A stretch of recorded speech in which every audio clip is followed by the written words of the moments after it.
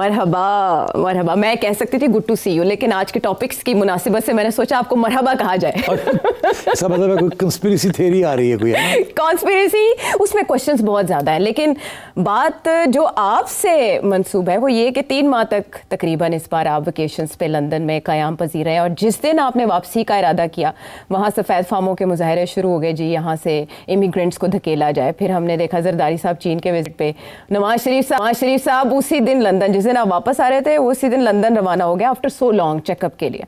फिर शहबाज शरीफ साहब और हमारे army chief field marshal already बैरून ममालिक विजिट पर हैं, मल्टीपल विजिट्स हैं उनके, और आपके आते साथ प्रेसिडेंट ट्रंप भी यूके पहुंच गए हैं, और वहाँ पर जो उनका इस्तकबाल किया जा रहा है, किंग चार्ल्स जिस तरह उन्हें वेलकम कह रहे हैं, जो खाने खाए जा रहे हैं, रौनक लगी हुई है वहाँ पे आपके आते साथ ही। 3 महीने तक कुछ ना कुछ तो पकाया ही होगा। नहीं, अगर तो मैं वहाँ रह जाता जब मियाँ साहब वहाँ पहुँचे हैं तो फिर आप कह सकती थी कि कुछ पक रहा है। अच्छा। मगर मैं तो छोड़ के आ गया। आपने बंदोबस्त नहीं किया, मतलब वो क्या कहते हैं, कारपेट बिछाना, उसके लिए ज़मीन हमवार करना जो आगे होने जा रहा है? वो तो आज हम बैठ के डिस्कस करेंगे ना आगे क्या होने जा रहा है। हाँ, लेकिन लोग एक्सपेक्ट कर रहे थे कि आप रैम में स्टार्ट करेंगे। हमने तो कल आपकी रूनुमाई देखी, आप तो जो कहते हैं ना सर मंडाते ही ओले पड़े, या कहते हैं आसमान से गिरा खजूर में अटका। हमने आपको कल पीसीबी अचानक देखा। तो क्या हो गया? Out of nowhere. क्या हो गया ये तो हम आपसे पूछेंगे कि क्या हुआ था कि आपको रेस्क्यू करना पड़ा जाके। नहीं, ऐसी बात तो नहीं थी, किसी को रेस्क्यू तो नहीं करना पड़ा। बहरहाल बात करते हैं उसकी। हाँ, वो उस पर हम आपसे ज़रूर पूछेंगे, क्योंकि सब जानना चाहते हैं कि हेडलाइंस कुछ बनी लेकिन पसे पर्दा कुछ और हुआ जो इंडियन मीडिया में छप रहा है। पसे पर्दा जो है मैं आपको बताऊंगा, कोई कोशिश मैं कर लूंगी, बाकी ट्राई कर लेना, ठीक है। हाँ, लेकिन मुल्क के वसीतर मफाद में कुछ ना कुछ चीज़ें तो आएंगी सामने। मुल्क के वसीतर मफाद में जो एक बहुत बड़ी डेवलपमेंट हुई है, हम उससे आगाज़ कर लेते हैं। सबको अंदाज़ा था कि दुनिया जो मल्टीपोलर होने जा रही है उसमें चाइना का क्या किरदार होगा। टैरिफ वॉर की वजह से डोनाल्ड ट्रंप जिस तरह चीन की तरफ सबको चीन के कैंप में धकेल रहे हैं, वो SCO कॉन्फ्रेंस में हमने देख लिया। आपने उसके ऊपर अपना एनालिसिस भी दे दिया। कतर पे जो अटैक किया इजराइल ने, उसके बाद अरब ममालिक में जो तशवीश थी, एंजाइटी थी, वो भी सबके सामने थी। लेकिन सबको लगा कि जो दोहा में एक समिट होने जा रहा है अरब इस्लामिक, उसका कोई रिजल्ट निकलेगा। उसमें जो भी इलामिया सामने आया, लोगों ने उस पर तशवीश का इजहार किया कि मुस्लिम ममालिक कुछ नहीं कर सकते, क्या इस्लामिक ब्लॉक बनेगा। ऑल ऑफ अ सडन कल का दिन पूरी दुनिया मुबारकबाद दे रही है नरेंद्र मोदी जी को उनकी सालगिरह पर, 75वीं सालगिरह पर। सब लोग हैरान हो रहे हैं कि दुनिया में ऐसे कभी किसी सरबराह मुमलिकत के लिए नहीं किया गया। और उसी शाम एक ऐसी जोहरी तब्दीली होती है कि सभी अंगिश्त बदंदा हैं। अब ये उर्दू का लफ्ज़ है मैं स्पिन कर रही हूँ। पाकिस्तान और सऊदी अरब एक मुआहदा आपस में कर लेते हैं। एक तो ये कि इसकी बहुत सी डायमेंशंस हैं, स्ट्रेटेजिक है, डिफेंस है, इकोनॉमिक है, ग्लोबल है, जियोपॉलिटिकल है। सभी डायमेंशंस की तरफ मैं जाऊंगी, लेकिन मैं पहले आपसे ये जानना चाहूँगी कि इसकी टाइमिंग कितनी अहम है, और क्या जो अटैक था कतर पे वो इसकी सीढ़ी बना? ठीक है, Aahista Aahista step by step चलते हैं। हाँ। ये पहला सवाल बड़ा रेलेवेंट है कि क्या इसके पीछे क्या है, क्यों ये टाइमिंग क्या है। तो इसमें तो कोई शक नहीं है कि जो कुछ हुआ जिसका आपने जिक्र किया है कतर के ऊपर जो है, जिसकी वजह से सारे इकट्ठे हो गए, और उसका सबसे बड़ा जो इम्पैक्ट था वो ये था कि ये सारे जो ममालिक हैं ये सारे अमेरिकन सिक्योरिटी अम्ब्रेला के नीचे हैं। सऊदी अरेबिया भी सारे हथियार और सारी ट्रेनिंग वगैरह अमेरिका करता है, कतर का भी यही हाल है, सबका यही हाल है। तो अब उन्होंने देखा कि अमेरिका को आप ट्रस्ट नहीं कर सकते।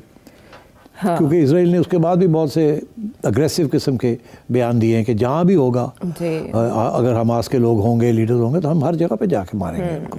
तो वो तो बहुत आगे बढ़ रहे हैं, और क्लियर हो गया कि अमेरिका बिल्कुल प्रोटेक्ट नहीं करेगा, किसी मुल्क को डिफेंड नहीं करेगा। जब इजराइल अटैक करेगा तो अमेरिका नहीं किसी को डिफेंड करेगा।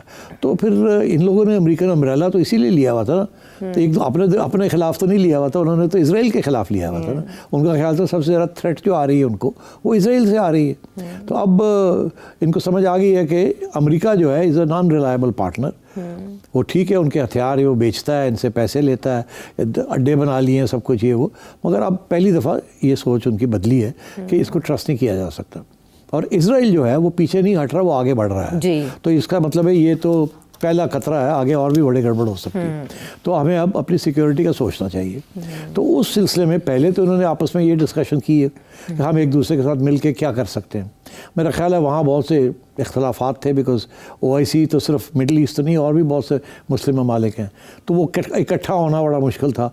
कोई लोग ऐसे हैं जो कि इसराइल की हिमायती हैं, कोई लोग ऐसे हैं जो कि इसराइल के ख़िलाफ़ हैं, कोई न्यूट्रल हैं, तो इसलिए कोई एक प्लेटफॉर्म नहीं मिला।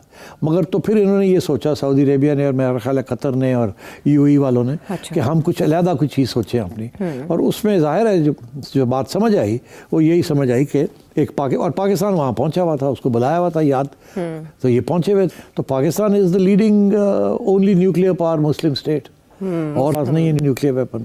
तो और सबसे इम्पॉर्टेंट बात ये कि पाकिस्तान की वो अहमियत पहले नहीं थी जो आज है।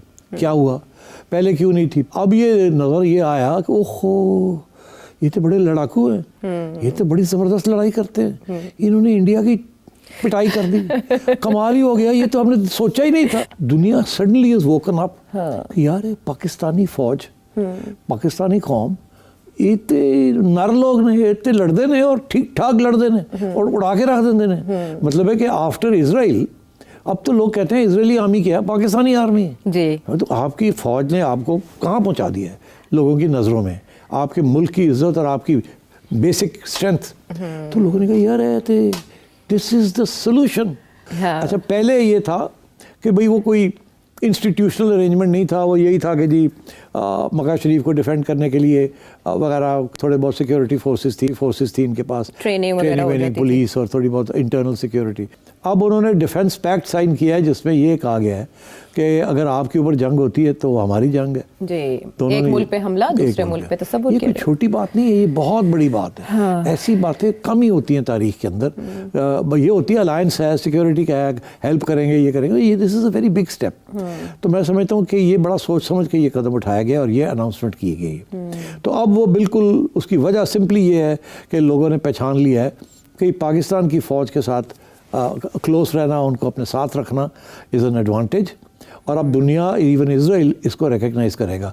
अब हमारे अगर पाकिस्तान की फ़ौज हमारे साथ है और हमारी हिफाजत में साथ खड़ी होगी तो फिर कोई हमारे ऊपर हमला नहीं करेगा, बिकॉज देन हम तो खैर जो हैं हथियारवार हैं, हमें लड़ना वड़ना तो ख़ास नहीं आता, और ये जो हैं ये तो लड़ भी सकते हैं, हथियार भी है इनके पास और ठीक ठाक है, टैका भी है। और आखिरी बात ये कि इजराइल की जो डिफेंस स्ट्रेटजी है ये उसको बहुत बड़ा धक्का लगा है, और मैं अभी इसको फारग कर देता हूँ। वो ये धक्का ये लगाया कि इजराइल की डिफेंस स्ट्रेटजी के अंदर Israel is the only power in the middle east. उन्होंने न्यूक्लियर बम क्यों बनाया हुआ है? उन्होंने न्यूक्लियर बम बनाया हुआ है इसलिए कि अगर खुदा न ख्वास्ता उनकी तरफ से कि अगर उनको कोई मिटाने आए, अगर कोई जंग ऐसी होती है इजिप्ट के साथ जैसे पहले हुई या पहले की और जो जंगें हुई हैं वहाँ, कि अगर वो मिटने जाते हैं तो फिर वो न्यूक्लियर वेपन इस्तेमाल करेंगे और न्यूक्लियर वेपन इस्तेमाल करके अपने आप को बचाएंगे, खा दूसरा को मारते मारते खुद भी डिस्ट्रॉय हो जाएं। इसका उन्होंने जो हवाला दिया है वो उसको कहते हैं सैमसन ऑप्शन। ये एक अमेरिकन जर्नलिस्ट है, उनका नाम है सीमोर हर्श। उन्होंने पूरी किताब लिख दी है on Samson option. Samson option क्या है? जिन लोगों ने बाइबल नहीं पढ़ी उनको पता होना चाहिए कि उसके अंदर एक हवाला है कि एक वक्त ऐसा आया कि सैमसन जो कि वन ऑफ देयर प्रॉफिट्स, वो दुश्मनों के ख़िलाफ़ एक टेंपल के अंदर थे और वहाँ उनके दुश्मन थे। तो उन्होंने सोचा कि मैं दुश्मन को डिस्ट्रॉय करता हूँ मगर ये टेंपल को मैं गिरा देता हूँ, और टेंपल को मैं गिराऊंगा तो मैं मर जाऊँगा खुद, मगर दुश्मन सारा ख़त्म हो जाएगा। तो उन्होंने वो ऑप्शन इस्तेमाल किया कि टेंपल को गिरा दिया। तो इजराइल ने अपने न्यूक्लियर ऑप्शन को कहा है सैमसन ऑप्शन। सैमसन ऑप्शन ये है कि ज़रूरत पड़ी तो हम न्यूक्लियर वेपन इस्तेमाल करेंगे। अच्छा, अब सैमसन ऑप्शन के अंदर सैमसन ऑप्शन ऑपरेट करता है उन ममालिक के ख़िलाफ़ जिनके पास न्यूक्लियर वेपन्स नहीं है। इसीलिए मिडल ईस्ट के अंदर किसी को न्यूक्लियर वेपन रखने की इजाज़त नहीं दी, ना इजराइल ने ना अमेरिका ने। जब ईरान ने बनाने की कोशिश की तो आप देख ही रहे हैं क्या हो रहा है।